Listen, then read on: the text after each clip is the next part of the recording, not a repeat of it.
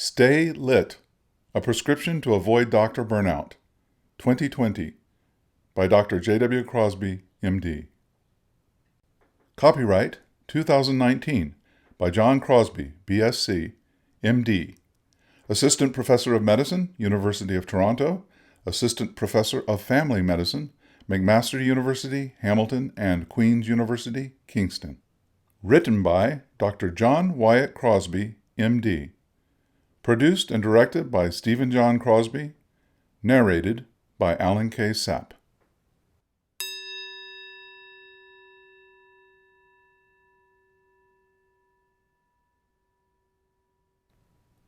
Why are doctors burning out at rates higher than ever before?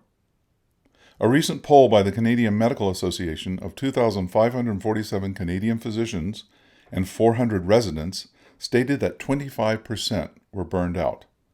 It comes as the things that inspire passion and enthusiasm are stripped away and tedious or unpleasant things crowd in.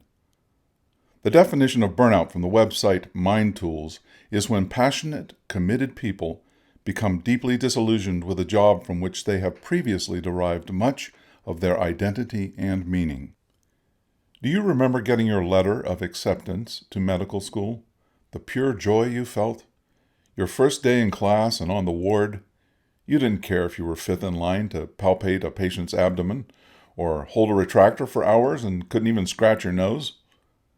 Now, are you dreading going to work and are crabby with staff and patients and can't wait for a vacation, which is no help when you get back? What happened? Life happened. Maybe you got into massive debt with tuition, mortgaging a house, financing a car, and paying for kids. You worked longer and harder and took off less time. You started missing breaks and lunch. You burned out. This can be prevented and cured if you already have it. As a doctor, you're one of the smartest and hardest working and tenacious people in the history of the human race. You can use your drive and brain power to make your job and life wonderful again.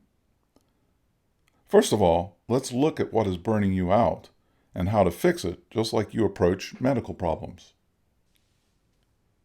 The top 12 causes of burnout are: number 1, paperwork and computer work; number 2, less control over workload; number 3, physician voices are ignored; number 4, government can't manage the system; number 5, rising patient entitlement; number 6, health ministry rules; number 7, fear of college complaints and lawsuits; number 8, less prestige; number 9, lack of a unified voice; number 10, electronic medical records; number 11, low collegiality between doctors; number 12, bullying from colleagues. Number 1, paperwork, computer work, texts, and emails. Paperwork, computer work, texts, and emails are huge time suckers. You can get home an hour earlier every day if you can conquer these beasts. Do them every day first thing. Book this time in your smartphone now. For example, 8 to 9 a.m. weekdays, paper and computer work. Handle paper only once to action it. Delegate to your secretary. Shred it or file it. Never put paper back into your in-basket. It will mate and have babies. With big forms such as lawyer's letters, disability forms, or insurance reports, get your secretary to fill out as much as she can. Then have the patient come in to help you get the facts right and avoid you procrastinating. Charge $250, check with your provincial or state medical association, per hour to do private request paperwork, like lawyer's reports. It will make you feel better about the drudgery you have to endure. I met one family physician who put all her private paperwork money into a vacation fund. Now, when she is lying on a beach, she dreams fondly of her in-basket. Or you can use it for charity and/or concerts, sports events, or a gift just for you or someone you love. After a vacation, come back a day early to get caught up on your paperwork and emails.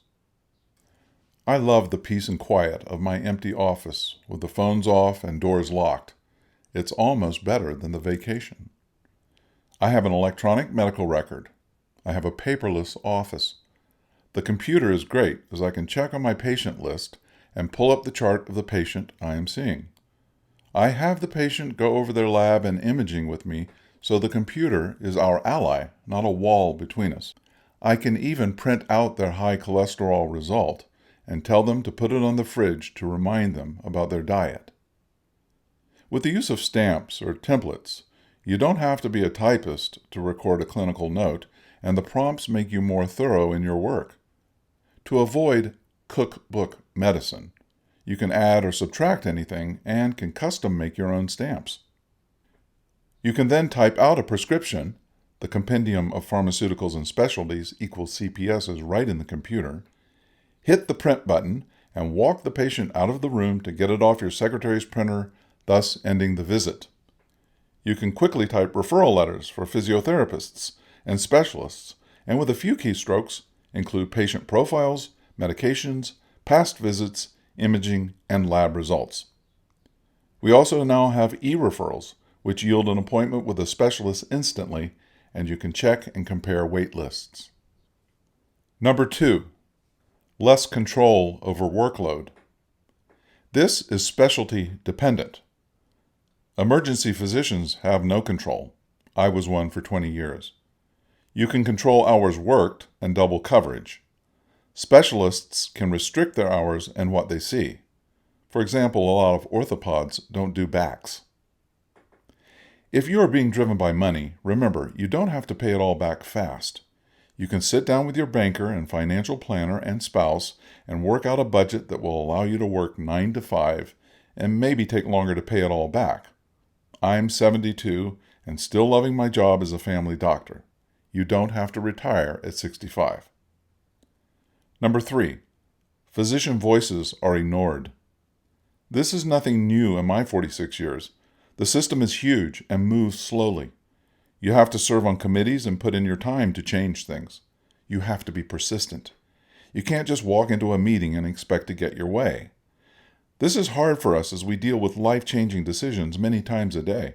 It took me decades to change a lot of things, but I succeeded in helping get paramedics, trauma centers, sexual assault centers, hospitalists, fracture technicians, big call groups, and social workers working free for our group.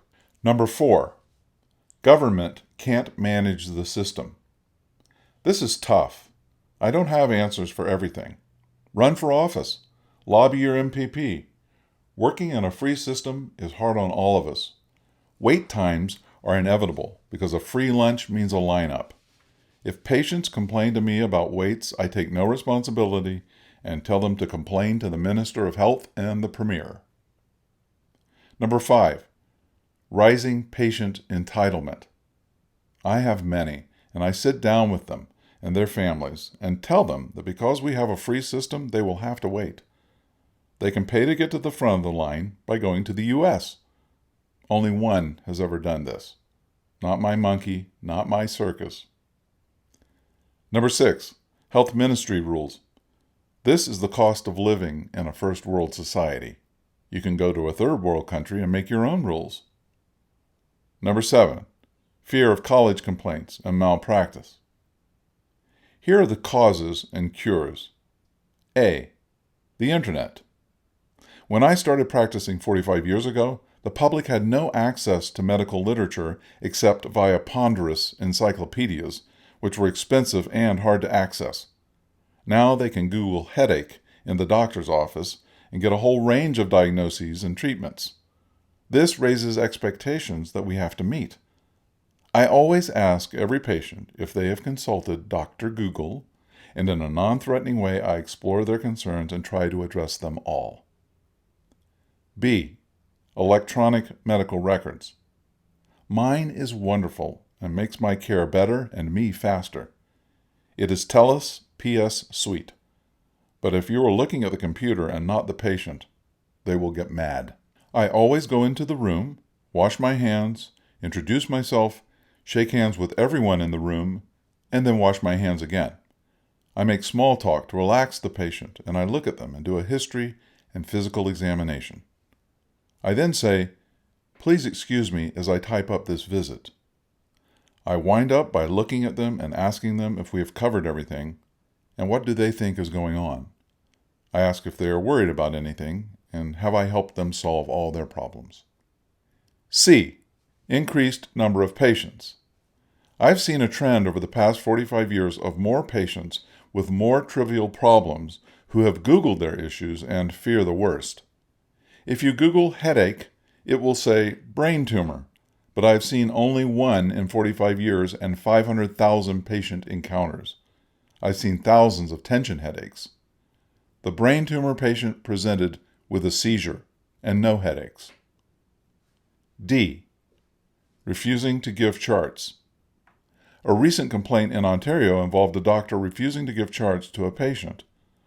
Always call the CMPA for advice. If it is not going to harm the patient or someone else, I just hit the print button and give them a copy in seconds. It costs $1 for paper. E. Sexual assault.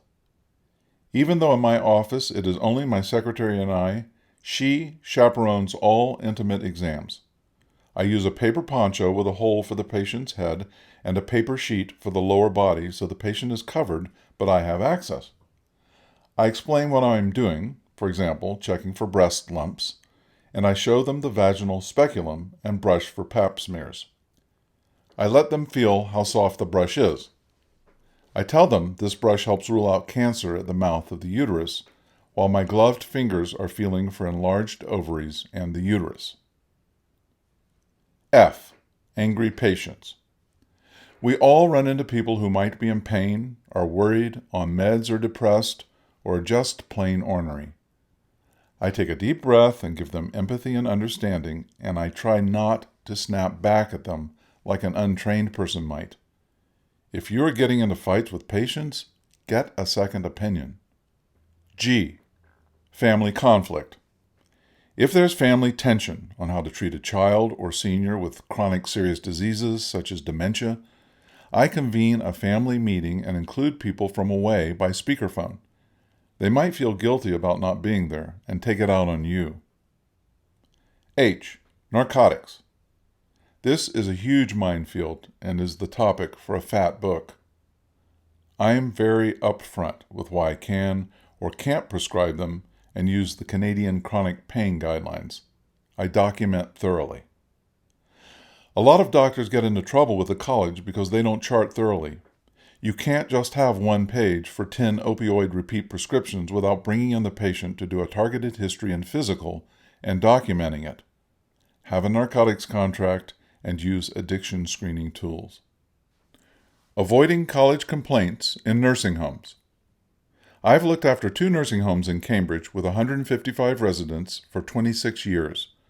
I've had only one college complaint, and it was trivial. A resident's son couldn't get me to call him back because the ward clerk never gave me the message. The College of Physicians and Surgeons of Ontario said to just call up the patient's son and there would be no black mark on my file. We instituted a patient list for me to check every day that I'm in the homes, and this problem has not been repeated. A college complaint can be brutal. It can take years to process, and your name will be in the media and/or the monthly college magazine that everyone reads with dread and morbid curiosity.